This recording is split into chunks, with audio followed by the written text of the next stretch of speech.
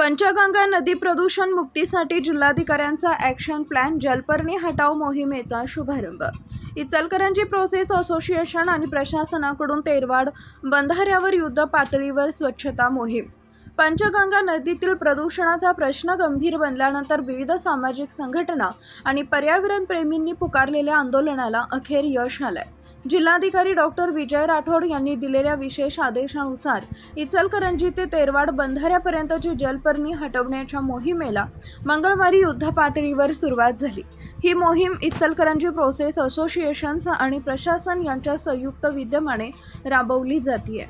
गेल्या अनेक महिन्यांपासून नदीपात्रात जलपर्णीचं साम्राज्य पसरल्यानं पाण्याचा नैसर्गिक प्रवाह थांबला होता, ज्यामुळे दुर्गंधी आणि प्रदूषणात मोठी वाढ झाली होती।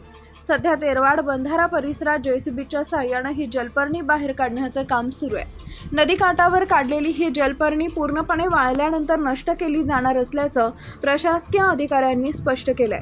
प्रशासनाच्या या आवाहनाला स्थानिक स्तरांवरही मोठा प्रतिसाद मिळतोय। पंचगंगा बचाव कृती समितीचे बंडू पाटील यांनी या मोहिमेसाठी आपला ट्रॅक्टर आणि ट्रॉली उपलब्ध करून देत स्वतः प्रत्यक्ष कामात सहभाग नोंदवला।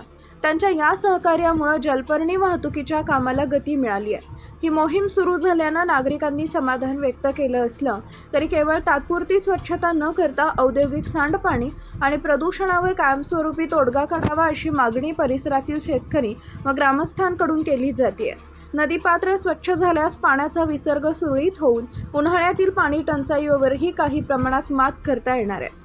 आमच्या प्रतिनिधींसह पाहत रहा CK24 न्यूज।